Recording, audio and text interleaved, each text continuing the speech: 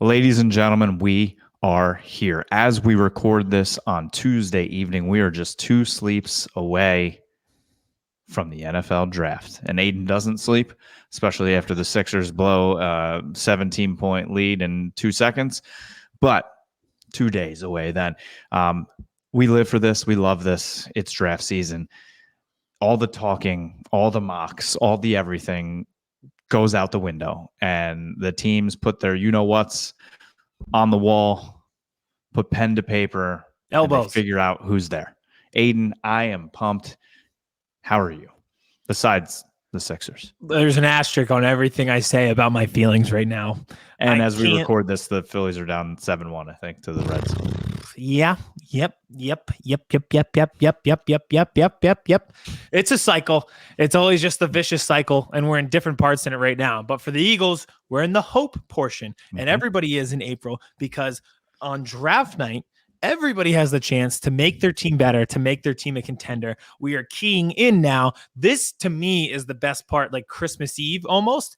And it almost feels like you're like Nicolas Cage in National Treasure because you're starting to put the clues together. Yep. Listen, there's a map on the back of the Declaration of Independence, and it might say Quinyon Mitchell on it. And it's just like you start these people who are really in tune with everything, the Peter Schregers, the Daniel Jeremiahs of the world, they start to get intel, and 24 hours or so before, a lot of these rumblings start to make a little sense, a lot of smoke, there's fire situation. So this is a really good time. Really excited to go over everything tonight. And that really happened a couple of years ago with the Cowboys, right? We didn't know where they were going to go. And then all of a sudden that morning it was like, Tyler Smith's name came out of left field, and it was like, what? Like the guy from Tulsa? Like, what? At the first round? And then bang, there was the pick. And you laughed, I cried. And now look, he's an all-pro guard and possibly the left tackle of the future. So, I mean, we don't know until we know, but it's a fun process. And speaking of the process, before we get into our teams real quick, how about the Commanders process of literally just like having a bachelor show with all the top quarterbacks where they took them all to Topgolf and dinner like together? And now Jaden Daniels is like, I don't like the way they did that. I'm an NIL player and they should just treat me nice. And then Drake May's like, that was cool as hell. I will continue to say this, but the Commanders fans were excited when Josh Harris took over. I'm the living proof that you are not going to enjoy any moment of him owning your team, and it is not going to be better. Legally, maybe, but that's about it. Yeah, I thought that was weird. Just from the team perspective, you don't get to know those guys. Like if you've ever watched The Bachelor or Bachelorette, I'm ashamed to admit that I've seen plenty of episodes. The guy or the girl who is the actual bachelor, bachelorette always says, I wish I got to spend more time with this person, but they got eliminated because I didn't really get to talk to them. So like, if you're a football team, why would you run it like that? It's the Golden Bachelor just got divorced. Wait, what? The Golden Bachelor. You know the Golden Bachelor? Golden Bachelor. I thought you meant the most recent one. I was like, the show ended like 3 weeks ago. Unreal. What happened? Golden Bachelor. The one that they talked about like all football season. I feel like there were commercials for it. Yeah. Oh boy. That's an interesting strategy from the Commanders, but I think we see every year more and more strategies happen like that. So I still think Jaden Daniels is going to go number 2 to the Commanders. I think a lot of the teams are going to try to move up for quarterbacks. I'll get into how that impacts our team sitting all the way back in the 20s later on, but I think I think there'll be some moving and shaking in the top 10, which is exciting for us. Yep, it is. All right, let's get into this in terms of our teams, right? The Cowboys and the Eagles. So, like you said, sitting at 22 for the Eagles, sitting at 24 for the Cowboys. Both of our teams have needs, right? And both of our teams, we've been saying this all offseason, have a lot of overlapping needs. That doesn't mean they're going to go same position in the first round, but give me some of your top draft needs for the Philadelphia Eagles. To me, well, everyone's going to scream corner from the mountaintops. It's as painstaking a need as when they needed a receiver back in 2019, 2020, when they went Jalen Reagor. They needed a wide receiver then. That didn't work out, so they went back to the well. They got Devontae Smith. So corner is absolutely 100% a need. It is a painstaking need. And I'm very excited that Isaiah Rodgers is back. Yep. And I think he will compete for a starting quarterback job. Avonte Maddox is on a 1-year deal, so that's not the long-term solution, but he is back as well. To me, right guard and right guards that can turn into right tackles. This is foreshadowing. This is foreshadowing what I'm going to talk about later. Is the biggest need to me to solidify the offensive line.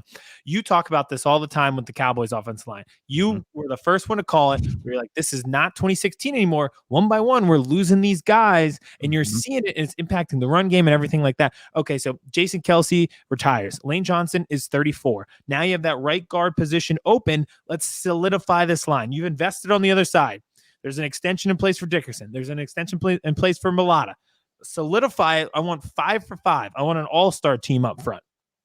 So that's the biggest need for me. I hate when analysts or fans say, well, you can't have all your positions on the offensive line be great. Why not? Like the Cowboys did in 2016, and look what they did. The Eagles have for a multitude of reasons. It's funny because people talk out of both sides of their mouth. They're like, well, you can't have all your positions on the offensive line be great, but then they say you have to build through the trenches. Well, then why not build a behemoth of a line? That, and also you can play the game like if you plug one hole, then you can't have the other. Like, yeah, if they drafted an all-pro guard in the first round and you're like, well, they needed a corner. Well, if you get an all-pro guard, then it's okay. Like, you can't fill this all at once. The problem isn't right now. It's the fact that we ended up in a position where we need 2 corners, a right guard, 3 linebackers, 18 linebackers, you know? So there can be multiple needs. They're not going to be all addressed at once, but you just, when you're in that position, especially you and I at 22, 24, you start to go best player available. Yep. And if the top 2 corners are off the board, there's a rush on corners. Don't just take your 7th rated corner, because that's a position of need. If there's a guy on the offensive line that you're saying, yeah, that's the guy. And you're in a similar position where there's multiple positions. So like if your guy, I'll let you talk about it, is off the board, don't rush to the next best thing. Go for the best player. Agreed. Especially like you said, sitting at 22 and 24, there are usually not 22 to 24 first round rated players per draft. Yes. It's usually 18 to 22 if you're lucky. So when you're sitting in the back end of the first, chances are you're really getting a second round player. But that doesn't mean they're not going to have a potential to be an all-pro or a Pro Bowl player. And you're right. You take the best player available. You have to be true to your board, true to your stack. You don't want to get in that moment and have your board stacked, and then you make a jerk decision because you need that cornerback. Now, there's a multitude of needs for the Cowboys, and I think we're going to get into our top 3 positions we want to see drafted, and that kind of is in line with needs, obviously. Yep. But since you went, top need, I'm going to go the same way, and it's offensive line in general. I'm going to narrow it down because everybody's like, it's tackle. It has to be tackle, right? Because you lost Tyron Smith. Everybody is mocking, Tyler Guytons of the world to the Dallas Cowboys, but I don't see that as the number one need. I see the number one need being center. And I say this for a couple reasons. So they have Tyler Smith at left guard, and he's an all-pro left guard. But you've seen what he can do at left tackle as a rookie, stepping in last second for when Tyron Smith went down with the hamstring.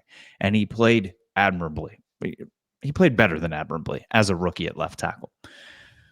So you have an opportunity to move him to left tackle, which is really what they always said when they drafted him, what his future was. He was the future left tackle. And you've seen what Tyler Bass can be, the undrafted rookie from last year from Oregon in some limited time. And I think he is the guard of the future, whether it's the right guard of the future when Zach Martin retires, or if you plug him in and keep him at left guard. He can play admirably and be a starter in this league. So you move Tyler Smith from left guard to left tackle, and you implement TJ Bass at guard, and you have the center opening. Because let's say you draft a tackle in the first round and you put the tackle out there. You don't know what's going to happen. Left tackle is a very unbelievably hard position to play for a rookie. Now, Tyler Smith did it well. Doesn't mean Tyler Guyton's going to do it.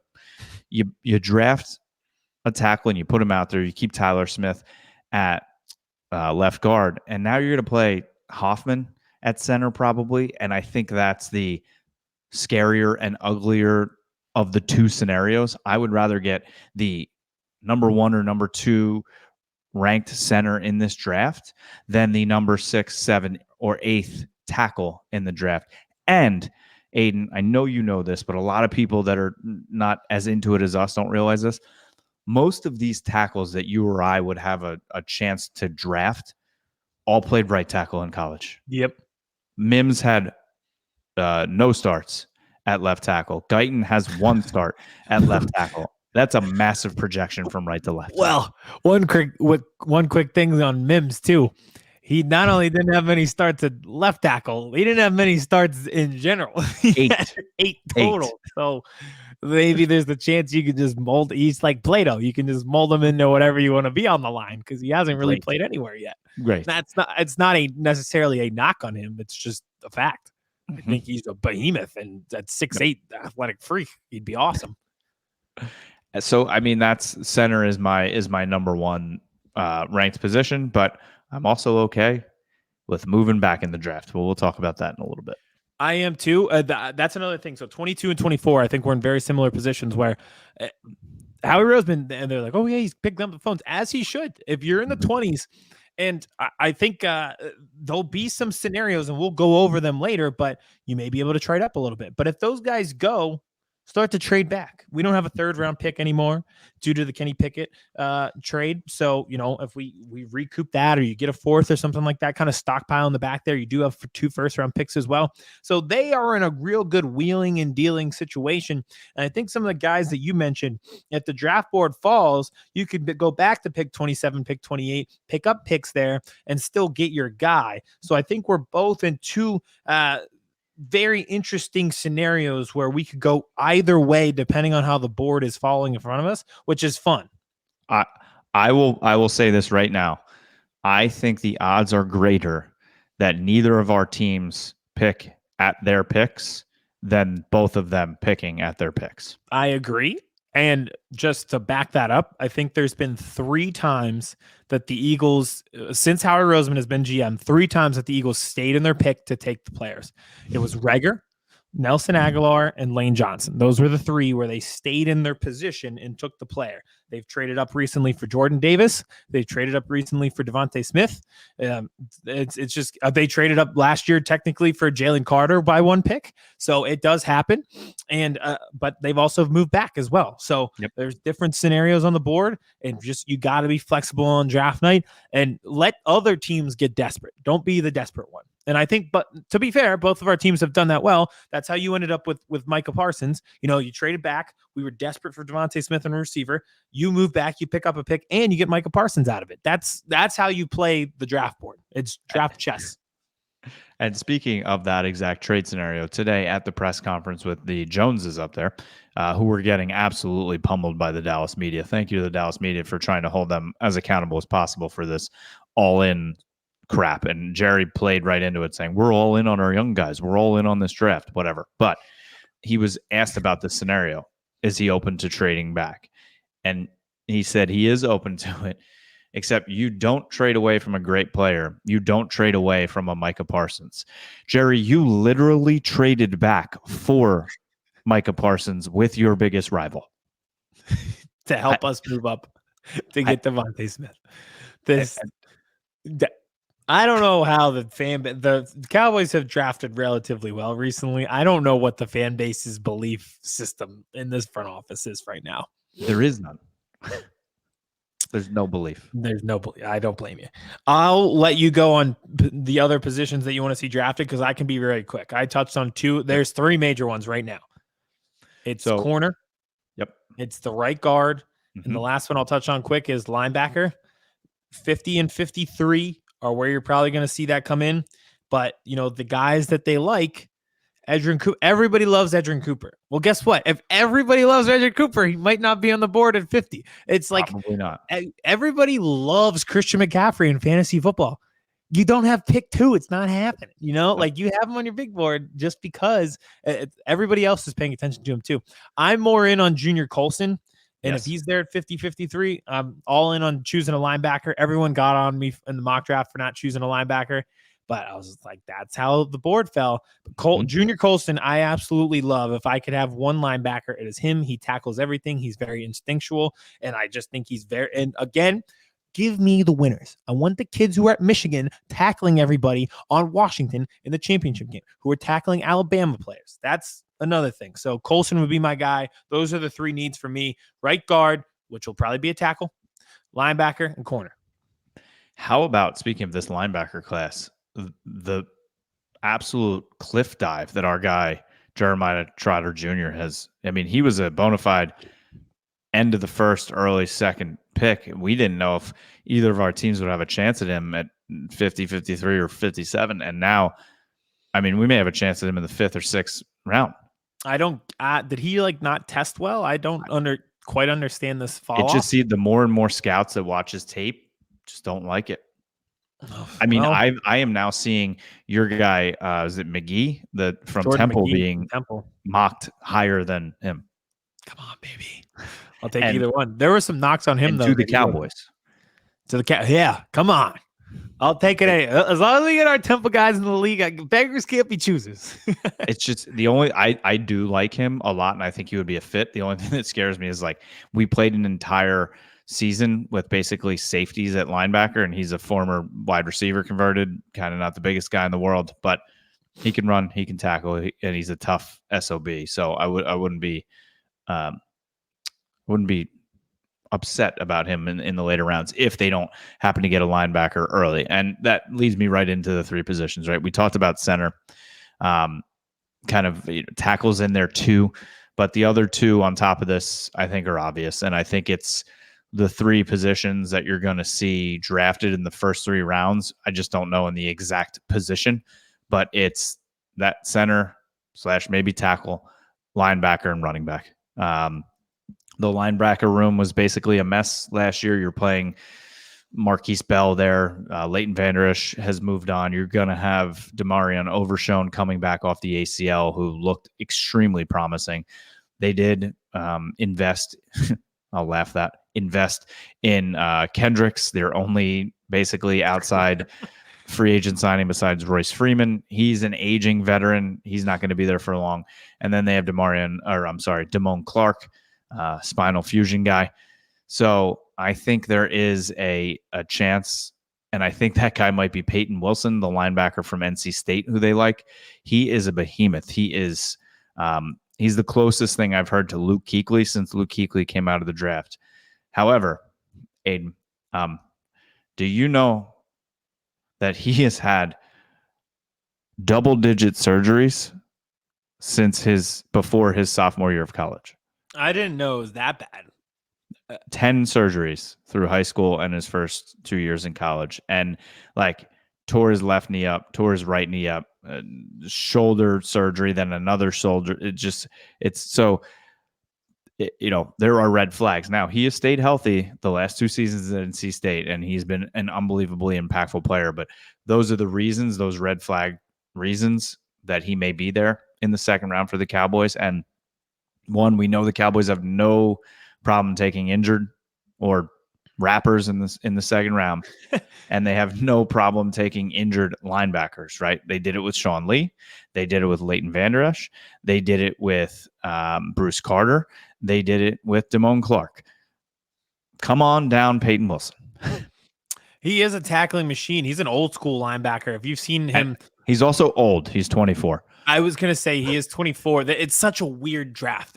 They touched on it with the quarterbacks. They're like, well, we have 6 years of film on Michael Penix.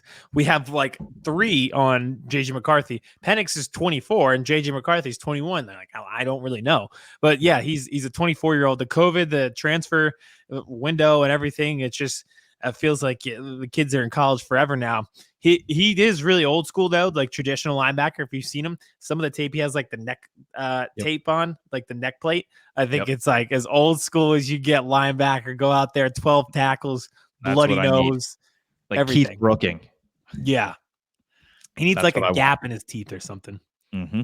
That's what I want. And the other is running back. Obviously, we know what's happened with the running back room. They moved on from Tony Pollard.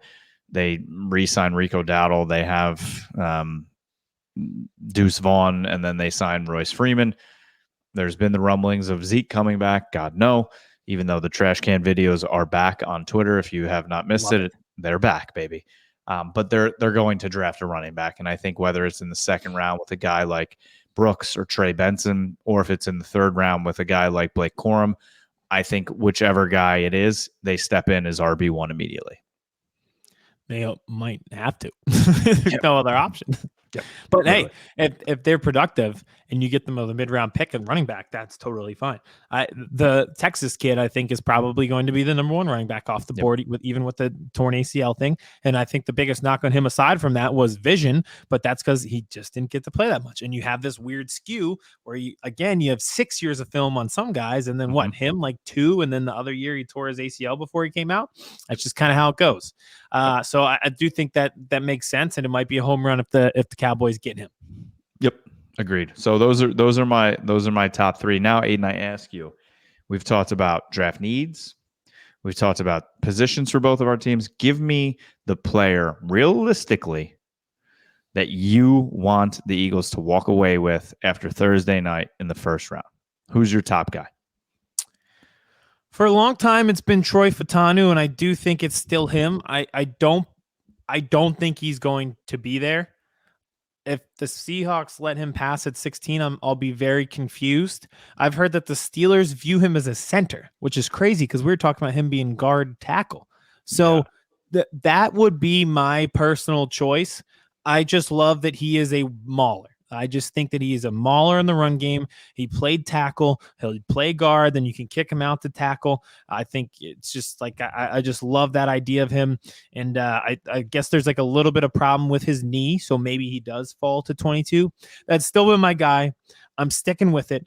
If you're asking Howie Roseman off the record 2 days before the draft who his guys are that he'd like to see and get, I think it'd be one of the 2 top corners in Terrion Arnold or Quinyon Mitchell. Quinyon Mitchell, I touched on this with Cooper DeJean. The Eagles are emphasizing the athletics. They want strong athletic metrics, strong advanced athletic metrics. Well, Quinyon Mitchell put on a show at the Combine, ran a huge fast 40. He put up 20 reps on the bench press, just all around old school athletic, just a beast. And then Terrion Arnold is a great, I think what Eagles fans would love. He can man up. He can defend well in that situation. He comes up and he tackles. He plays hard-nosed football. It's something that was lacking last year. So if you're talking to me, it's Fautanu. If you're talking to Howie Roseman, I think it's one of those 2 corners. You walk away with one of those 3, you're not going wrong. Yeah, I was gonna say, and you know what? All of those feel like trade-ups. We'll talk like best case, worst case, but no matter what, I feel like those all 3 feel like trade-ups right now. Yep. My top guy, we've talked about him a lot. Like Fautanu, I love as well, but not going to be there at 24. And I don't see the Cowboys trading up in this draft. They just don't have the capital. And I don't think they want to part with their comp picks that they have for next year. And it is pretty cool that you can actually trade comp picks now. But my guy that I want, who again, I still don't even know if he's going to be there at 24, but it's Graham Barton. It's the center / tackle / guard from Duke. He is he is a mauler. He gets his hands on guys. He's not letting them through. We need that in the center of this offensive line with what is presented in the NFC East on the defensive lines. We know what Washington's line can be. We definitely know what you have in the Philadelphia Eagles in that, up the middle with Jordan Davis, Jalen Carter. So we need a tough, strong guy. And that was the problem with Tyler Biadasz the last couple of years, is that strength at the point of attack. He was just getting beat up. We need a tough, big, physical guy. And I think that's what Graham Barton can bring. Again, it's somewhat of a projection going to center. He played it at his freshman year at Duke. He hasn't played it in the last couple of years, been playing tackle, but I think you put him in a phone booth and he's just going to beat dudes up. So Graham Barton, I would absolutely be thrilled if they can walk away with him after the first night. he's another guy I saw mocked to the Steelers in terms of Yes. being a future center. So, but that's not an unrealistic position to bounce to from 24 to 20. Or But it's going. I think from 24 to 19 to 19. 24, the Cowboys are going to be sweating out a minefield. Yep. Yeah, I think so too. I really think that I don't know what's going to happen between like 10 to where we pick at 22, Yep. 24. Because there could be run on corners. There could be Mhm. run on O-line. There's definitely going to be a run early. Well, I think you can take out the first 8. Like we know it's going to be quarterbacks and receivers, and maybe and 2 offensive linemen probably. Yeah. So does the draft really start at like 11? Pretty much. 12? And it's kind of how teams view guys, right? Like Mm-hmm. there's certain positions there may be a run on it, but it depends on how they fall. For instance, it could be Liatu Latu. I could see him being the first player off the board at his position or the first defensive player off the board in general, or I could see him falling because that kid, he was medically retired by the Washington coaching staff or, training staff for a neck injury. That sounds as serious as it gets in football. He goes to UCLA. He's the most productive edge rusher in the draft. So does the team look at that and say, this kid's been medically retired by a big a Pac-12 training staff already? But then he's also the most productive guy at another Pac-12 school. How's that work? So he could fall down the board and mess things up, or be the first player off the board. It just creates confusion. And you're right. We'll be sweating through the teens. Yep. And I mean, it's possible that either of our teams have a chance with the phone ringing if Michael Penix is sitting there. Yep. Who wants to come on up? Who wants Michael Penix? I do think if you wanted to talk, I don't know if you want to go who we think will be the first player off the board for our teams, or if you want to talk like best case, worst case for our teams first. Let's go best case, worst case, and then we'll predict what actually is going to happen. All right, because I think my best case kind of ties into the Penix thing. It is so obvious what the best case would be for the Eagles. 6 quarterbacks go off the board before they pick, because that is going to send all the defensive players down the board. You look at it. If there's 6 quarterbacks off the board in the top, 12 picks, because the Vikings are sitting there at, pick 11. There's also really great 4 receivers on the board. Those will go too. So all of a sudden, you're at 22. Half the board is quarterbacks and receivers. You're starting to say, all right, I can get myself up to pick 20 if I need to, and 2 or 3 guys I like might still be there. Like we just talked on those 2 corners that the Eagles seem to be infatuated with Terrion Arnold and Quinyon Mitchell. If teams are moving up for quarter and wide receiver, the next run's probably going to be tackle, and those guys start moving down the board. You're saying, all right, like we might have a chance at these guys. So I think far and away, the best thing could happen is those guys, all of the quarterbacks going off the board. Penix, Bo Nix, JJ McCarthy, all of them. Yep. Agreed. That's in line with us, right? I mean, that happening is best case scenario. And I'll add into that. Best case scenario is there's a multiple guys left on the board at 24 that the Cowboys are good with. Graham Barton. I don't think they'd trade away from Barton. Maybe. But let's say there's multiple guys that they are comfortable with, and that phone starts ringing. And here come the 49ers, or here come the Kansas City Chiefs at 32, and they want to give you a 3rd and a 4th to move up from 32 to 24. You gain back that 4th round pick that you lost to Trey Lance. You move back. They come up for a receiver since they have that Rashid Rice issue, and they're hunting a wide receiver. You have a chance to move back, and then you can still take maybe Jackson Powers Johnson with the injuries at center. Maybe you have a chance at the BYU tackle, or the last pick in the 1st round, you take a flyer and you take Edgerrin Cooper, and then you find your center in day 2. That being able to move back and still get a very quality player and gain capital back that you've lost, that is my best case scenario. Another one for them would be, you talked about teams calling to move up with the Cowboys. The Ravens need offensive line help. Yep. Say they want Amarius Mims. They don't want him to touch some of those teams before them in the late 20s. They Yep. say, hey, why don't we move up to 24 with the Cowboys? We'll take him. You move back, and you still have a chance at Graham Barton, maybe. Yep. Depending on who the Steelers like. Yep. And yeah, I think that'd be a really wise move. And you're right. I think that'd be a really good case for the Cowboys to stockpile while still maintaining their guy. Amen. So what's your worst case? My worst case is probably run on corners, because all of a sudden, say Quinyon Mitchell and Terrion Arnold are off the board. Then teams start to panic in front of you, and they go Nate Wiggins, and they go Cooper DeJean. And then you're looking at your board and you're saying, well, all right, that was a position of need. And are we going to start to try to like sell ourselves on? Well, first, I like Kool-Aid McKinstry. The fact that Nick Saban raves about him leads me to believe that he will be a very good NFL player. But like, what happens if there's a run on cornerbacks? Because I think it just puts you in a position where you better like one of those offensive line guys, because then if there's a run on corners, everybody else knows you're going to go offensive line. Yep. And they're going to start trading up over you. And then we're going to be forced to like show our hand and move up too. Which is fine. Like if you have to move up and get JC Latham, I'm not complaining at all. He's actually probably my number one guy behind Fatanu. But you're just almost like forcing your hand if there's a run on one certain position, especially corner. Yep. And mine would be obviously a run on offensive line. And you get to 24 and you're cleaned out. Let's say Jackson Powers Johnson and Graham Barton are both off the board, right? Fatanu's gone. Mims is gone. And you're sitting there at 24. The phone's not ringing. Nobody wants to move up for a receiver. You don't have a chance to move back. And you're either staring at Tyler Guyton or Kingsley Suamata-Ia, the tackle from BYU. And you have to make the decision, and one of those two guys, or even Edrin Cooper.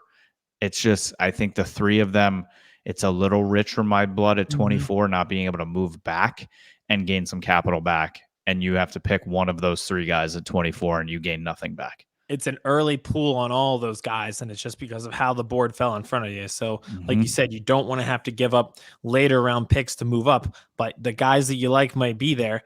Given how the lack of aggression from the Cowboys front office so far this year, I doubt that they'd be making a splash play to move up. They can't. They don't have capital.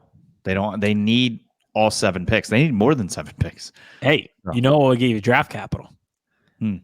If they pull our move and trade Dak to the Raiders, get that top 10 pick, baby. Let's go. That's our hot take of the draft. Like, we're pulling every clip that we've ever talked about if that happens. Oh God, if that happens, oh man, move up to 10 and keep 24. Yeah, I'll tell you what. The one team also that I don't think Dak would go there. We talked about it because he has the no trade clause, but the Vikings should absolutely be trying to get a quarterback and moving up to get a quarterback, unless they like Michael Penix at 11 or 23. But to have Justin Jefferson in his prime, they traded they drafted Jordan Addison with the first round pick. They traded for TJ Hawkinson. Like, not having a quarterback with those guys in their prime, what's the point? Like, and Justin Jefferson's the best receiver in the league. It'd be like if you had the best center prospect in the NBA in 2 decades, and you spent his prime surrounding him with Tobias Harris and Ben Simmons. Like, who would do that? That'd be a crazy thing to do. I saw one of my good friends. He texted me the other day. Extremely bold take from me, but could see it happen. Chargers trade Justin Herbert to the Vikings. Vikings get the 5th pick, 11th, and 23rd. And the Chargers draft JJ McCarthy at 5. Wow. Hey, Vikings, you got a quarterback. You got a quarterback. You got a good one too. Can you imagine Herbert throwing it to oh my God, Justin Jefferson? Not only a great real life team, that is a fantasy all-star team if I've ever seen one. I think if there's a psycho animal in the world to pull that off, it's Harbaugh. Yeah. Or it just stays and takes Joe out because he likes to build on the offensive line. They're either going to do the most boring thing possible or shake up the entire draft. No in between. Nope. All right. So what happens, Aidan? Tell me your prediction. Lay it on the line. I did it a couple years ago and called Micah Parsons. What do the Philadelphia Eagles do? And you can say trade up, trade back, but what do they do and who do they pick? I think if it goes the same as last year, where somebody starts to fall that they like, and that person is Quinyon Mitchell, the cornerback, I think if he starts to fall a little bit like Jalen Carter did, they will try to trade up aggressively to get him. I think they are targeting corner. It is pretty obvious. They are infatuated with both of the main two corners. It seems at this point, with everyone in their mock drafts and their rankings, the two corners, Terrion Arnold and Quinyon Mitchell, and then there's a gap between them and the next guys. I think they will try to aggressively trade up to the teens to get one of those guys and probably Quinyon Mitchell. So for the Cowboys, I think the dream of Graham Barton is going to die. I think he's going to be taken before them. So I don't think he's going to be there at 24. I don't know how they feel about taking Jackson Powers Johnson there with the injury history. So I think at 24, the phone is ringing. The Cowboys do move back, whether that be to Baltimore, whether that be to San Francisco, or whether that be to the Kansas City Chiefs. I think the Chiefs would obviously be the best choice because you're probably going to get the biggest bang for your buck moving back all the way to 32. But I think they move back, and I think they ultimately take Kingsley Suamataia, the tackle from BYU. He is the only real tackle prospect we have seen play left tackle. They had him in the building. He was a 30 visit. We know what they really feel about their 30 visits. So it's usually one of those guys can point to who the pick is going to be. And hey, the way this team has drafted offensive linemen, I'm not going to fight them on it. But if you can move back and take him and get draft capital back, I will be good with it. I like that. Yeah. Stock up. I like that strategy. Mm-hmm. It's all a dart throwing game anyways. So have more darts to throw. It really is. Yep. And they don't have that 4th round pick because they already drafted a quarterback this year. The draft has not started yet, and they drafted. Well, we both did. We both drafted quarterbacks. Kenny Pickett and Trey Lance, come on down. Come on. How about that? Was it the 2021? The only quarterback that is still with his team is Trevor Lawrence. Yep. Yeah. Zach Wilson traded this week. Justin Fields traded a month ago. It's crazy. He took Kenny Pickett's spot. Can you imagine if the Cowboys would have just hung on and they had Justin Fields sitting behind Dak now for a 6 rather than Trey Lance with a 4? Yeah. Yeah, that would have been nice. Especially in a deep draft like this. The crazy thing is, too, that Trey Lance is going to make money. Like, somebody's going to pay him. Even I think that if they do get a deal done with Dak, ultimately, they should pick up the 5th-year option on Trey Lance, and someone will pay him $24 million.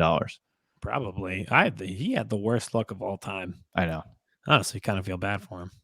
And there are people still in that 49ers organization that said if he didn't get hurt, he was going to be the starter. Yep. So everything went against him from college through the pros. He didn't catch a single break. Nope.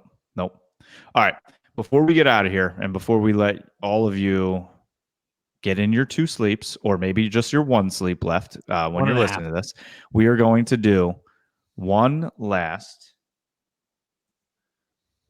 round mock draft just for the Cowboys and Eagles, and it is rapid fire. Aidan, there is no time for decision making. There's no time for talking it out. It is whoever you see, you are going to take.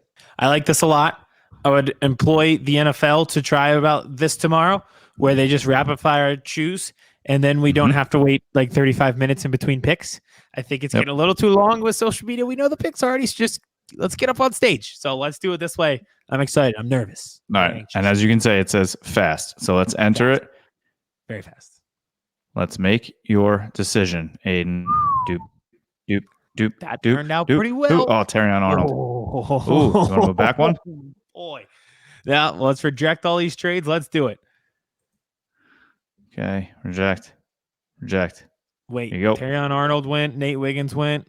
Show me a little up ahead of me. Everybody, I can't tell who went before me. This sucks. Ooh. Remember we talked about worst case scenario? This will be it. Give me Cooper DeJean. There it is. Oh, reject. I would take that in a heartbeat. I panicked. I already hate my pick. I think they Give me take Guyton right there. Graham Barton. That worked out very well for you. I will take that all day long. Aidan, I also don't think you can go wrong with Cooper DeJean. I'm cooling on him a little bit because I think he's more of a safety than a corner. And I like Sidney Brown, and they brought in Chauncey Gardner-Johnson. It's nothing against DeJean. I think, again, athletic freak. Think he's awesome. If he's here, I'll call him DeJean and mispronounce it every single time. But look at this. The two centers go back to back here. Tanu off the ball. Oh, God, that'd be terrible. Let's look at this run. This is kind of with Dallas Turner going 4, huh? That'd be wild. Marvin Harrison to the Chargers. That'd be wild. Joe Alt, if you're the Titans, you're very excited about that candidate. JC Latham to the Saints is a huge one. They need tackle help so badly. Brian Thomas Jr., I think, is going to surprise people, and I think he'd surprise people at 17. Most touchdowns in college football last year. He's 6'3" and can fly. A lot of buzzwords that people like. Yep. Olu Fashanu falling all the way to 20. This would be something that I know they're not going to move up, but if he's sitting there at 20, I'm making a call if I'm the Cowboys. Yeah, that's a kid who was top 10 a year ago. Yep. So yeah, I love him. Well, where did my guy? Where is he? Where's the? Oh yeah, Talise Fuaga. I love him. Cowboys have put so much off-season effort into him, and it's like, why? There's no shot, guys. Yeah, the Oregon State tackle. Yep. I heard that was Jeff Stoutland's main guy. Yeah, he'd be the most coachable guy in the draft. No shot, but there's people I've seen have him rated above Joe Alt. I don't know if I agree, but yeah. Be cool. That kind of goes back also to our Marvin Harrison thing, where it's like, if it ain't broke, you don't have to fix it, right? We've been talking about Marvin Harrison for 3 years being the best, but I'll take my chances. Amen. All right, Aidan, tell everybody about draft night, where they can watch along with us. Right here, if you're watching on YouTube, we will be live from the Birds First Boys YouTube page for every pick in the first round. And an added bonus, the Sixers are playing Game 3 that night as well. So I will have 2 TVs going. And if you're unfamiliar with Bud Dwyer news station, I would look it up before you watch me on a live stream during a Sixers playoff game, because things could get ugly. Or things could go great. Who knows? It'll be a great time. We'll stream it on Twitter as well, at Birds vs. Boys Pod on Twitter. So we'll have it both there, and then the clips on TikTok afterwards. Last year, we were celebrating. We were excited. Well, one of us was, because we got a free drink, guys. Are we drinking during this? I just told you that the Sixers are playing, so we might have to. This is a yes. This is a yes. Yes, we will be. And having the ability of being on StreamYard, you never know who might pop in with us. I might just be sending DMs with the link to join all across Twitter world and see who wants to jump in. I love it. They're drinking with us too. Amen. Thank you for watching. Enjoy the last hours of mock drafts. My fingers are going to be bleeding from sitting in bed and not going to sleep and just continuously doing mock drafts. So thank you for watching. Thank you for listening. That's all I did. I don't know if you remember when my daughter was born. She was born in February, and I used to have to hold her up at 1, 3, 5 a.m., and I would just sit there doing mock drafts. It was great. I watched 6 mock drafts today. 6. It's disgusting. Sounds about right. Make sure you're following us right here on our YouTube page, at Birds vs. Boys Pod. Smash that subscribe button anywhere you listen to podcasts. Apple, Google, Spotify. We are there with full episodes. And make sure you get all of our content everywhere on social media that we are: Twitter, Instagram, TikTok, at Birds vs. Boys Pod. Enjoy the last couple hours. Make sure you head on over right here on our YouTube channel during the draft to get our instant analysis and enjoy Aidan's demise or possible happiness. We shall see. See you on Thursday.